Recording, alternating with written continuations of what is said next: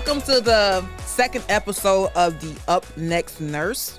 And I have a special guest here with me. We have Miss Fallon Lopez. How are you doing, Fallon? Hey, Miss Sheena. I'm doing wonderful, friend. I'm so happy that you came on my podcast. We're going to talk about a few things. The first thing we're going to talk about is being a nurse and how to de-stress as a nurse. Because, you know, one of the top professions that have stress are nurses. Also seeing something on Glassdoor that teachers have the most stress, and police officers, and a bunch of professions, but definitely nurses. So let's talk about a few things. Let's talk about how you de-stress as a registered nurse. Yes, friend. Yes. I can quickly just introduce myself. Yes, My name is please Fallon Lopez. I'm a registered nurse, certified health and wellness coach, and CEO of Are You Well? So I help new nurses by empowering them with self-care strategies to adapt to their busy nurse life. So we focus on things like food, fitness, and mental health. And like you said, there is a lot of stress in what we do. And so I'm so glad that we're talking about this and creating those open spaces. I do also have a podcast as well, and we're going to talk about that too later. So I feel you on the learning how to de-stress and having better coping mechanisms. So I'm so for it. Coping mechanism, because you know what? The cookies and Casamigos is not the move. For real. It's not the move. You're going to hurt some feelings. Yeah, I know. Yeah, I mean, that's not the move, but we're going to talk about some adequate ways to de-stress. So let's talk about it.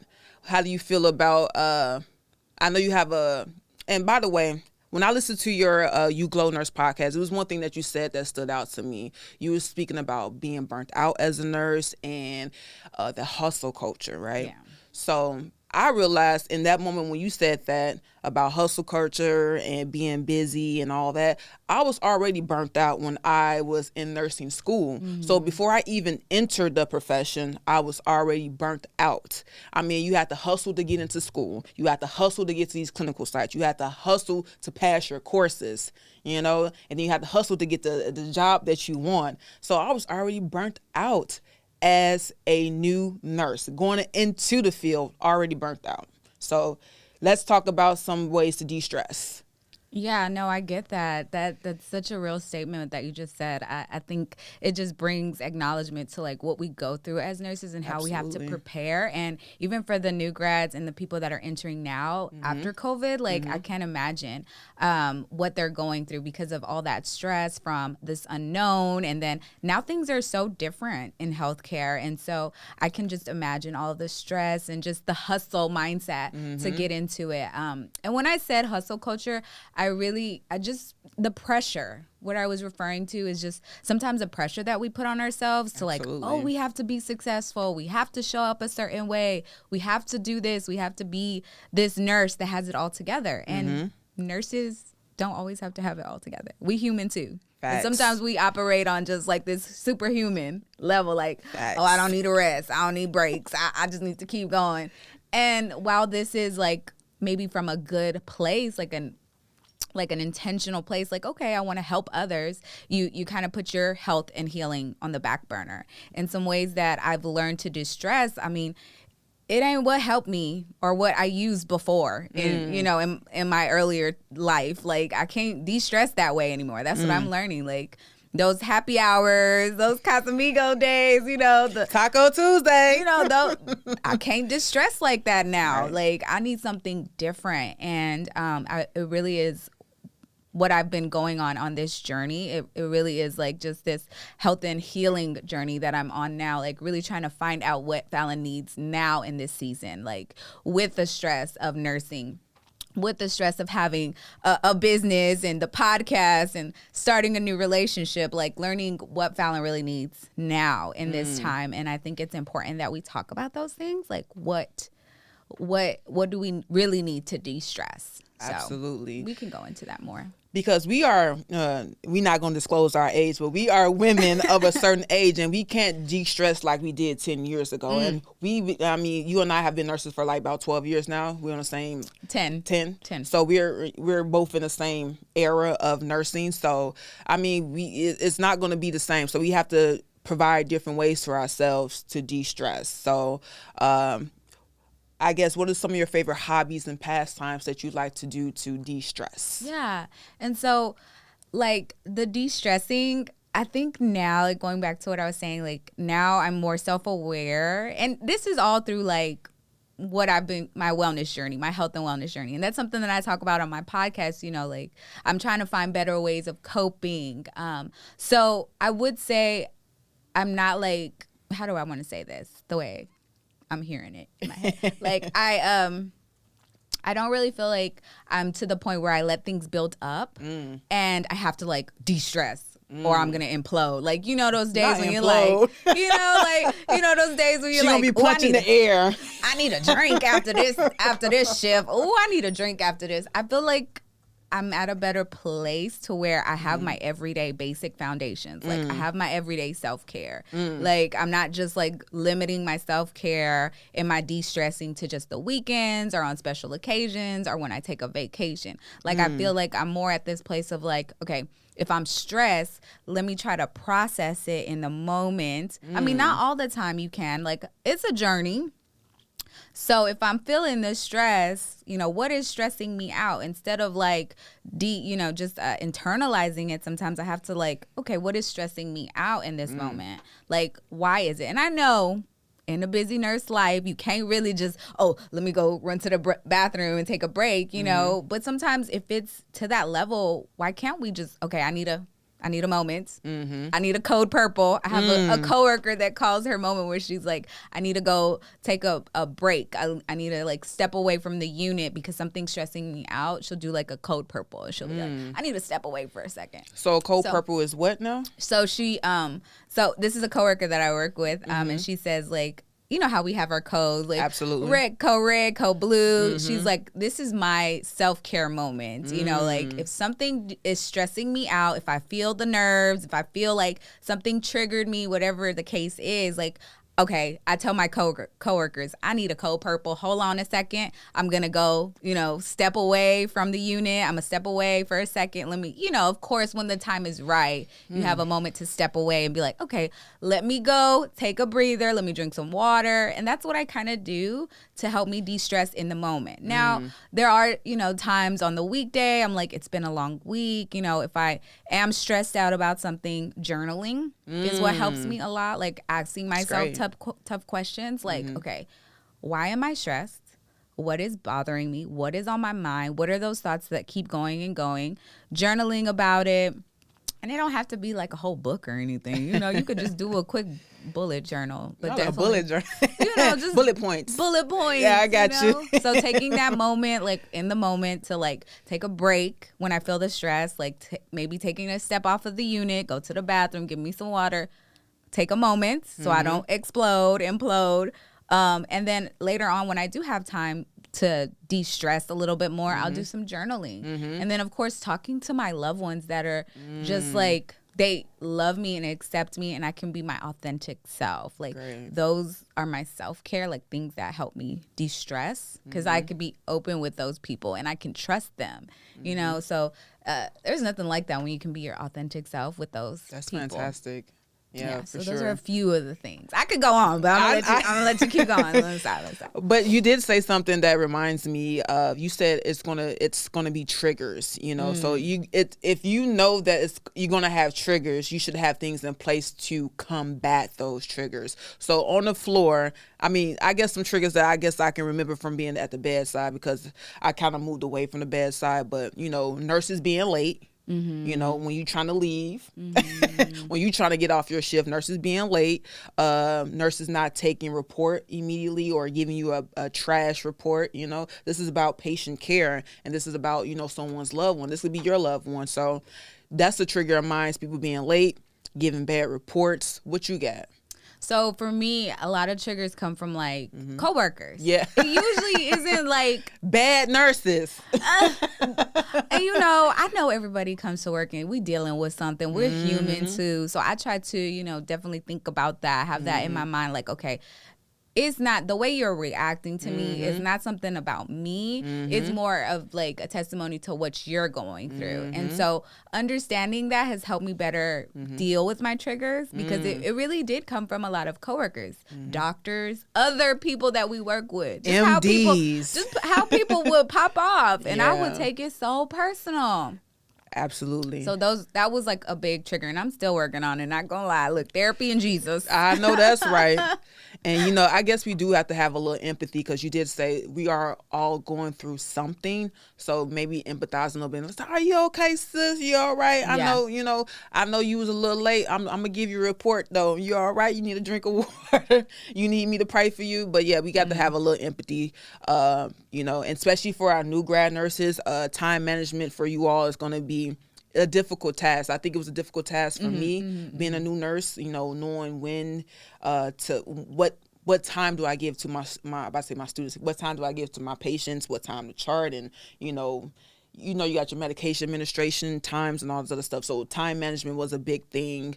So let's talk about a few other things. Do you have any favorite mental health resources, any books? I know you got the You Glow Nurse podcast, your own personal podcast that is wonderful.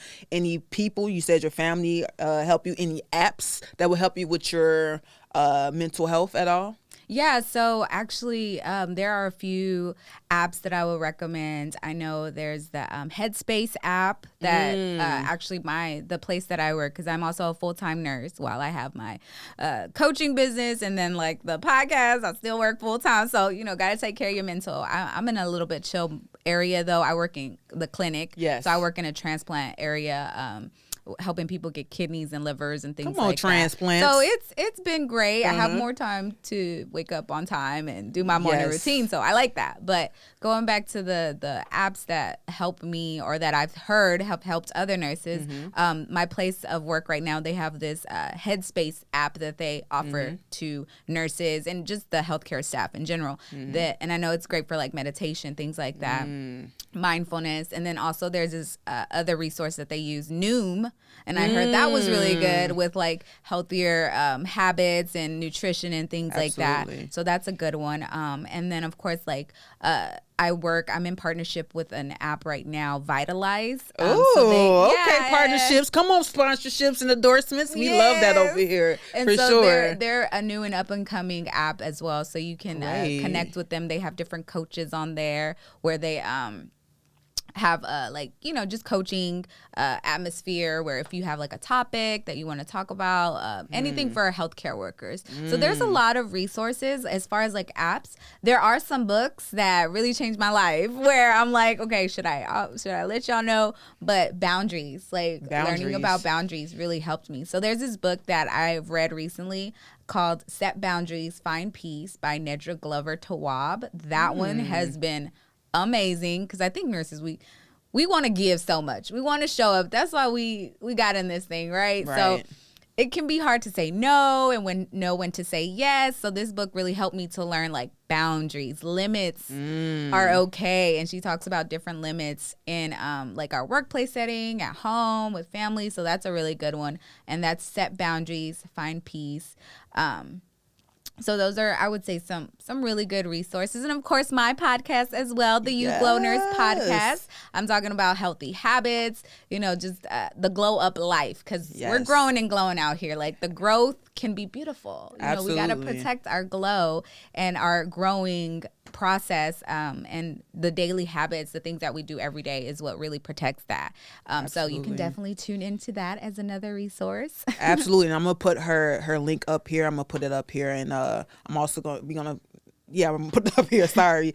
Also, you said something about boundaries too, because I know as a nurse, you want to, we like to wear our cape. We like to, but if the cape is choking you, sis, like, are you really helping? Are you really, like, if you ain't getting no air up in there, your cape can't be choking you. So you got to set some boundaries. But that's wonderful about the apps that you're going to be a part of and your podcast. Absolutely. So where can people go to learn more about you? I know I'm going to put it up here, but tell us a little bit more about your platform. I know you like to hone in nutrition. Yeah.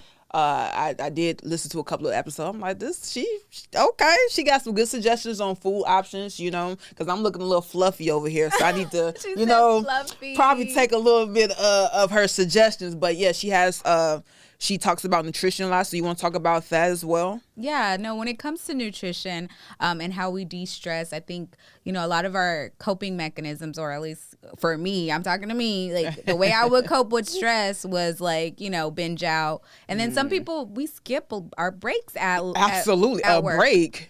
Girl, bye. A break, what? And then no water. Yes. And then you just running on E. You just, and so I know it can be hard to work on your time management in that area. Like, okay, I need to take a break. I need to take a water break. I need to disconnect for a second. So I know it can be stressful to kind of figure out that part, but I really think it's important for us nurses, not only with our coping mechanisms, but how we show up every day. We need to make sure we're fueled up the right way and not just putting the processed foods and the fast foods in and living off of caffeine. We need water too.